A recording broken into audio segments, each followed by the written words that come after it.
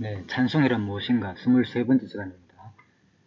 22번째 시간에서 아가서는 아브라함 시대부터 유다 왕국 시대의 회복 내용이다. 자, 이렇게 아가서 전체를 성경 개론을 중심으로 설명드렸습니다. 만났다 이별하는 장면, 또 이전 신부를 다시 만나는 장면은 결국은 이스라엘 역사 속에서 한 1000년 기간에 걸쳐가지고 아브라함이 솔로몬 시대까지 앞부분, 그리고 솔로몬 왕 시대 이후부터 유다 왕국 회복까지 뒷부분 5장 2절부터 8절까지 자, 이런 내용으로 구성됐다는 걸 잠시 대략적으로 설명드렸고요.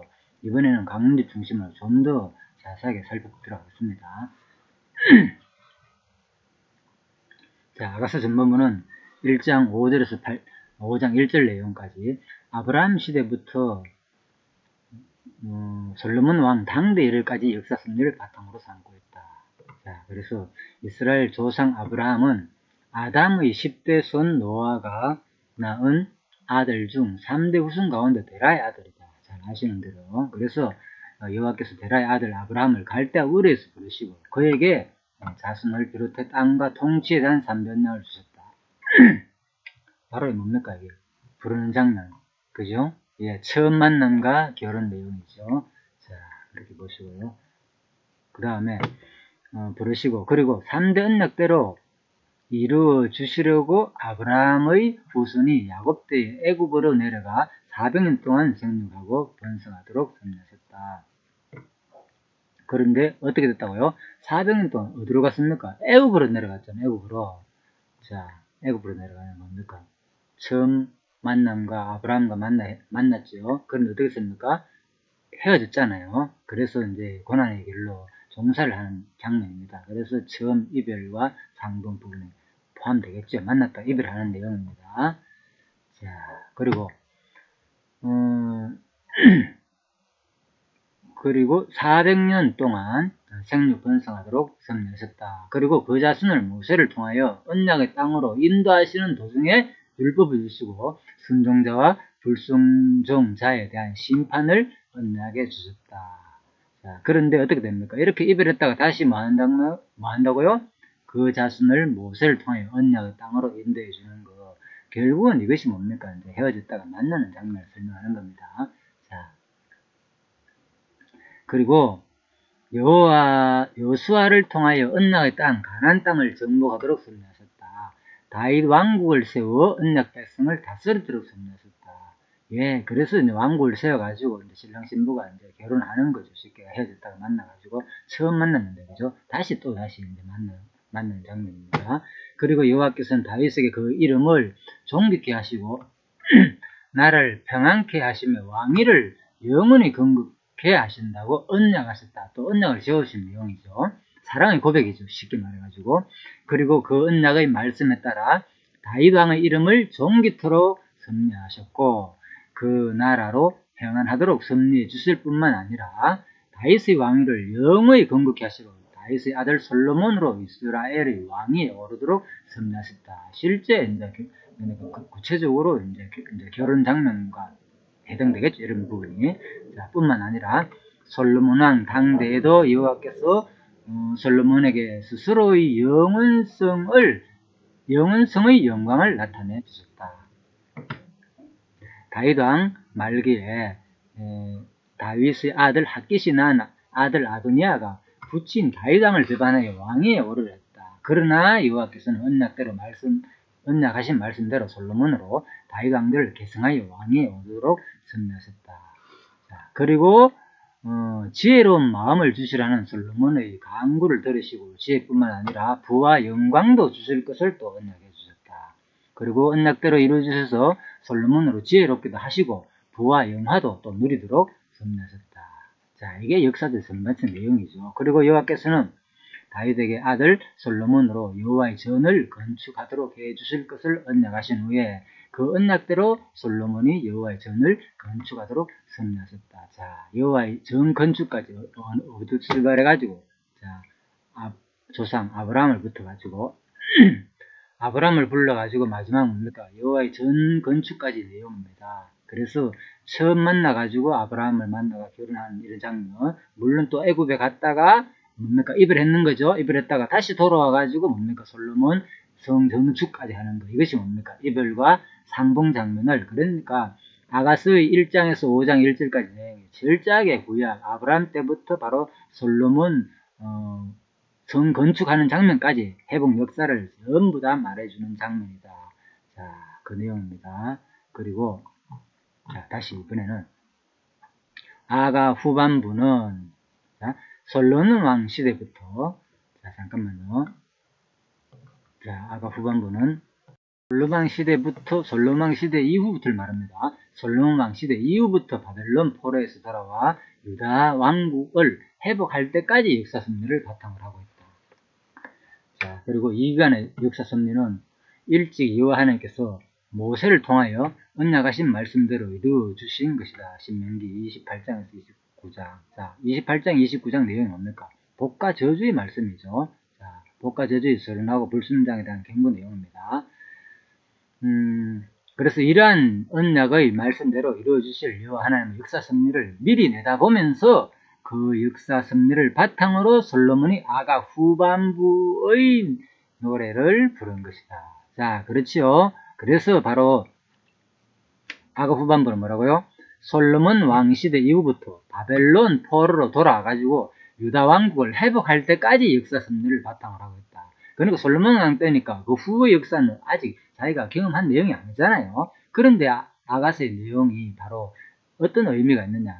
다시 나중에 이제 술람의 여인이 또 헤어졌다가 다시 상봉하는 장면이 나오니까 이것은 뭘 말하는가 하면 이스라엘 역사 섭리 앞부분의 전반부를 다뤘듯이 이번에는 앞으로 역사 이후에 또다시 바벨론 포로에서 돌아가 유다가 왕국을 회복될 내용까지 솔로몬 시대는 아직 그게 역사적으로 경험하기 전이지만 그것을 미리 내다보고 바로 여호와 하나님의 역사 섭리를 미리 내다보면서 그 역사 섭리를 바탕으로 아가 후반부를 노래하는 것이다.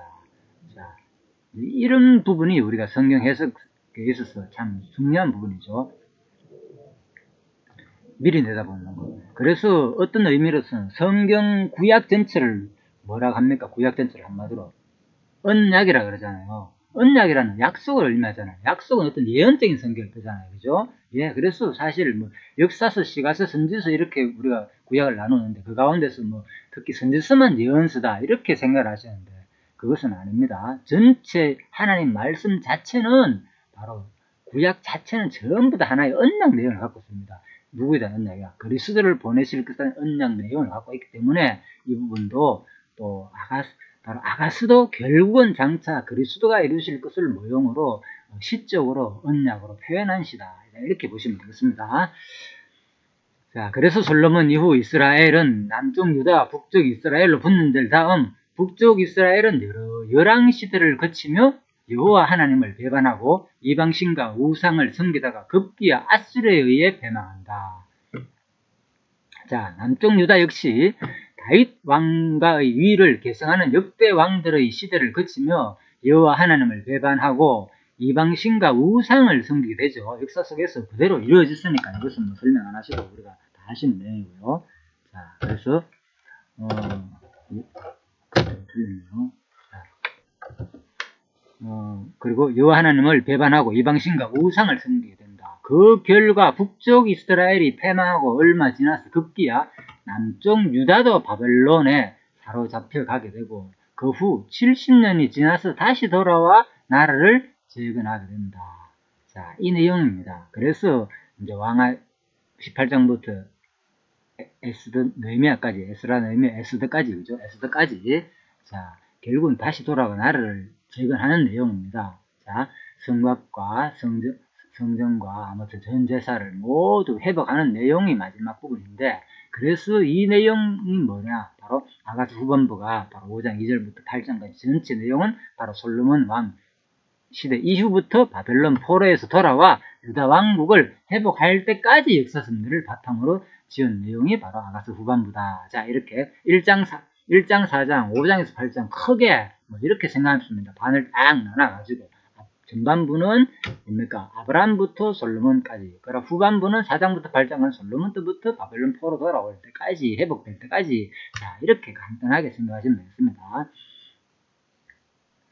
그래서 이제 이것을 정리하면요. 북쪽 이스라엘이 패망하고 얼마 지나서 급기야 남쪽 유다도 바벨론에 사로잡혀 가게 되었으나 그 후 70년이 지나서 다시 돌아와 나라를 재건하게 된 것은 언약대로 이루시는 여호와의 이름의 영광과 뭐라고요? 그의 자비성이 계시되는 역사적 현장이었다. 예. 그래서 우리가 이 내용이 시가서가 뭡니까? 하나님의 자비성에 대한 속성 찬양이잖아요. 지금까지 내용은 뭡니까? 제가 역사적으로만 설명드렸잖아요. 강론을 중심으로. 이것은 역사를 바탕으로 한 예언시다. 자, 그 내용인데 결국은 역사를 바탕으로 한 예언시 내용이 뭡니까? 바로 조건 없는 사랑, 변함없는 사랑, 바로 만남과 이별, 다시 이전 신부가, 다시 나중에 신랑과 신부가 다시 만나는 장면. 그러니까 이것은 무엇을 말하는가? 바로 북이스라엘이 패망해가지고 결국은 남쪽 유다도 바벨론에 사로잡히고 70년 후에 다시 돌아가 나라를 재건하게 된 것은 바로 이 역사 속에서 그죠? 바로 하나님을 불신하고 배반했기 때문에 결국 그 현상이 일어나거든. 직접적 원인은. 그래서 바로 뭐냐? 복과 저주의 말씀대로 언약대로 이루신 여호와의 이름과 그의 자비성이 계시되는 역사적 현장이다. 그래서 직접적인 것은 복과 저주의 말씀이 성취되는 말씀이 동시에 또 더 근거는 그 위로 올라가면 그런 신명기 언약이 그대로 이루어지는 역사적 현장이었다는 것. 그것은 뭐냐? 신명기 언약은 바로 하나님의 자비성의 언약이죠. 너희들을 비록 너희들은 틀림없이 가나안 땅에 들어가면 나라를 세우고 잘 먹고 잘 살 때에 나를 배반하고 불신할 것이다. 지금 31장 16절에 나오죠. 그 언약이 그대로 역사서 가운데 이루어졌기 때문에 결국은 뭐냐? 그렇다면 그 역사는 하나님의 자비성이 계시되는 역사적 현장이었다는 거예요. 왜냐하면요. 이 인간의 행위에 따르면은 광야에서는 다 죽여버려야 되잖아요. 다 죽여버려요.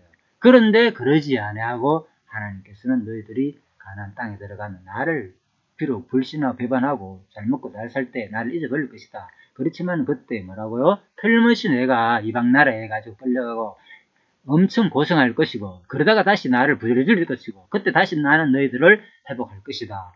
그렇게 언약을 했거든요. 미리 하나님께서는 그냥 내다보고 알기 때문에 한 것은 예정만 아니고요. 하나님께서는 작정하셨단 말이에요. 작정.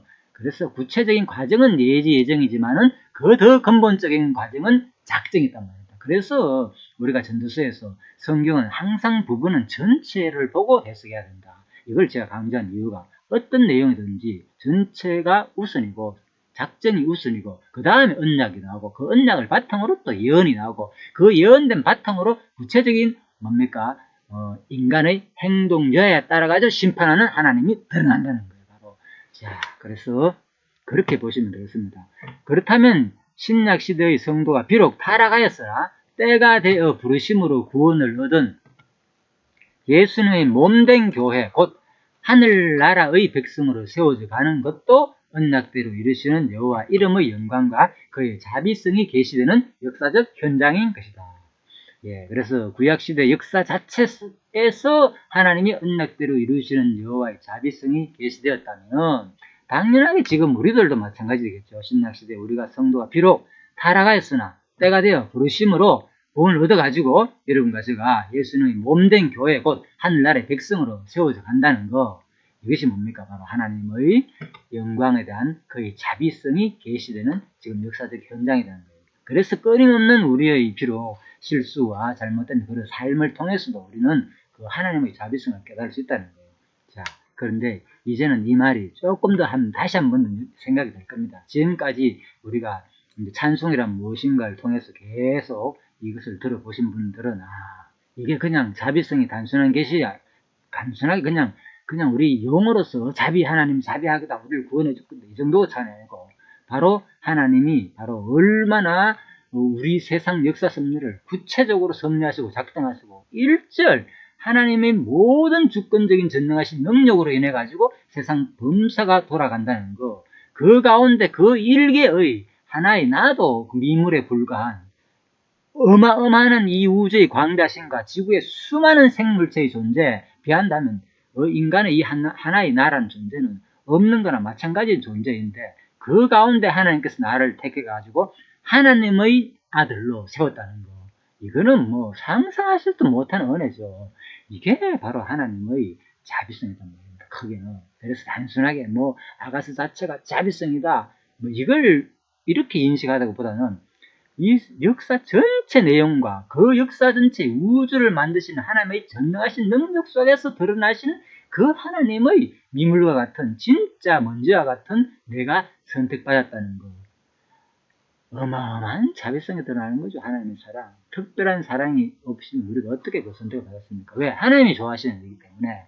심지어는 자기가 목숨을 다하기까지 너무너무 사랑해가지고 그런 표현. 이것이 바로 이제 아가스에 표현된 솔로몬이 술람이 여인에게 대한 그 사랑의 고백 표현이다. 그래서 이것이 바로 하나님의 고귀하신, 하나님의 절대 주권적이고 전능하신, 신실하신, 변함없는 영원하신 그 사랑의 표현이다. 아가스가. 단순히 아가스가 그냥 자비성이 드러나는 게 아니고 5대 속성을 포함한 동시에 드러난다 그랬죠. 인간의 자비와 하나님의 자비의 차이가 뭐냐? 바로 하나님의 자비는 5대 속성을 포함한 동시에 드러나는 자비성이다. 자, 그래서 바로 우리가 지금 현장에 살면서도 끊임없이 바로 하나님의 이름의 영광과 그의 자비성이 드러나는 역사적 현장임을 우리가 이 땅에서도 경험하고, 또 더 나아가서는 영원한 하늘나라가 끊임없이 하나님의 그 자비로운 성품을 온전히 이제 우리가 하나가 되기 때문에, 요한복음 14장 20절 말씀대로죠. 그때 너희가 내 안에, 내가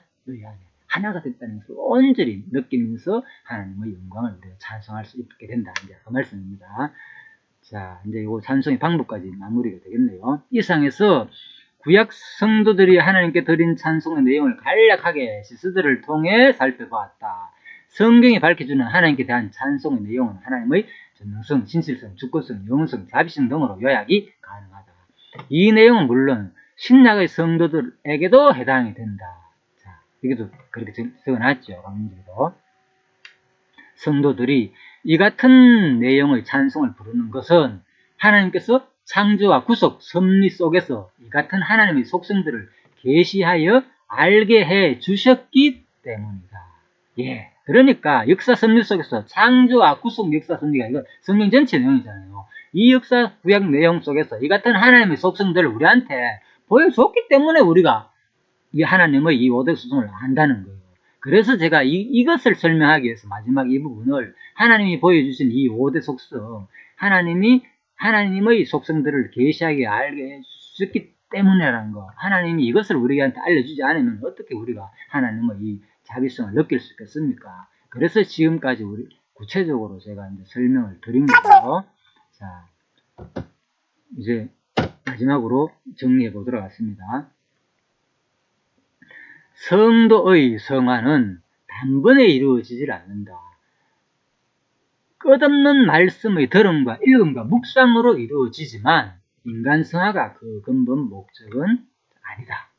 오히려 계속 반복되는 실패의 삶을 통해서도 나같이 하나님만 온전히 마음을 다하여 사랑하지 못하는 존재를 끝까지 버리지 아니하시는 하나님의 무한한 자비성을 깨닫게 되는 것이다.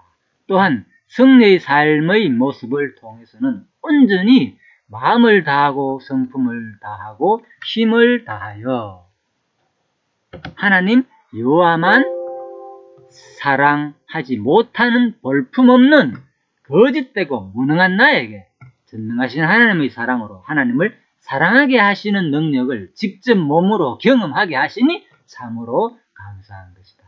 자, 그래서 성도는 성례의 삶이나 실패의 삶, 어떤 일상의 삶 속에서도 온전히 하나님의 자비성을 찬양할 수가 있는 것이다. 또한 천국에 가서도 24장로들이 그 보좌에 앉아 계신 분 앞에서 엎드려서 영원 무궁토록 살아계신 분께 경배드리고 자기들의 면류관을 벗어서 보좌 앞에 내어놓으면서 하나님을 찬양한 것처럼, 자, 우리도 어떻게 되겠습니까? 우리도 하나님과 온전히 하나가 되어 영원 무궁토록 바로 여호와를 아는 지식이 충만하게 되죠. 충만하여 모든 만물과 함께 세세토록 하나님의 존귀와 영광과 능력을 찬양하게 되는 것이다. 그래서 바로 계시록 5장 13절 말씀과 이사야 11장 6절 말씀, 특히 9절 말씀, 그죠? 그리고 요한복음 14장 20절 말씀. 바로 그날에 바로 내가 아버지 안에, 너희가 내 안에 함께 있을 때 하나가 되는데, 그냥 하나 되는 게 단순히 하나 되는 거 끝나는 게 아니고 어떻게 됩니까? 하나가 된다는 것은 바로 여호와를 아는 지식이 충만하게 된다는 거예요. 그러니까 여호와를 아는 지식이 충만하게 되니까 세상 우주 만물 섭리, 우리가 이제 앞부분에서 살펴봤지만 모든 과학 역사를 통해서 얼마나 이 자연 섭리가 오묘합니까? 신기하고, 특히 우리 몸속에 있는 이런 현상들이 진짜 우리가 상상하지 못할 정도로, 그죠? 뭐 1초에 뭐 뉴런이 뭐 과학자들 얘기로는, 그죠? 1초에 5만 개가 생성된다. 우리는 그걸 어떻게 계산하겠습니까? 그런데 세포가 실제로 그만큼 많기 때문에 진짜 평생에 뭐 천억 개가 한 일생에 생성되려면은 그 정도 태어날 때까지 10달 동안만 계산해도 그렇다는 겁니다. 그래서 진짜 이 숫자라는 것은, 천억이라는 것은 우리는 숫자를 4일 같으면 평생 4일도 못 살립니다. 그래서 엄청난 이 숫자가 1초에 그렇게 형성돼야만이 우리 몸이 그대로 한 10달 동안에 엄마 뱃속에서 우리가 이렇게 태어날 수 있다는 겁니다. 감히 우리가 어떻게 그런 것을 경험했겠습니까? 이런 것도 알지도 못하고.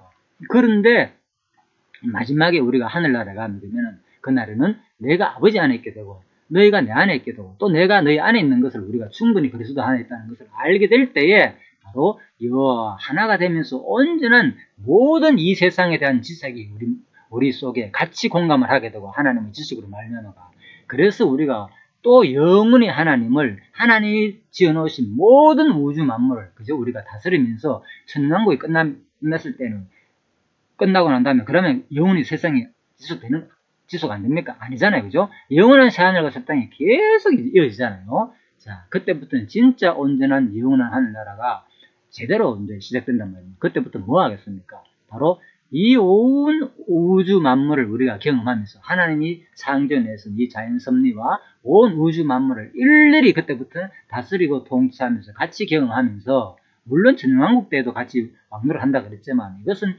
에덴 동산 같은 그런 상태의 다스림이고, 그런데 그 기간이 끝나고 나면 온전한 이제 그 사탄에서 잠시 놓아졌다가 완전히 갖추고 난 다음에 그때부터는 진짜 영원히 이 새롭게 하나님께서 주신 이 신천지뿐만 아니고 완전히 우주 만물에 보인 모든 것에 대해서도 하나님께서 새로운 차원에서 우리가 모든 것을 경험할 수 있다는 겁니다. 자, 그래서 이것은 우리가 진짜 상상할 수 없는 만큼, 그죠? 우주고 세계고 간에 모든 것이 완전히 새롭게 바뀐답니다. 지금은 뭡니까? 이 우주에 있는 것들이 너무나 넓기 때문에 저거는 변함이 없다고 우리가 생각하는데 그것도 아니죠. 성경의 말에는 새 하늘과 새 땅입니다. 그 말에는 모든 것이 지금 우주고 뭐 지구만 뭐 저주를 받아가 이렇게 된 거 그거 아니거든요. 지구뿐만 아니고 이 세상은 모든 것이 다 저주를 받은 상태예요. 우주 만물 자체가.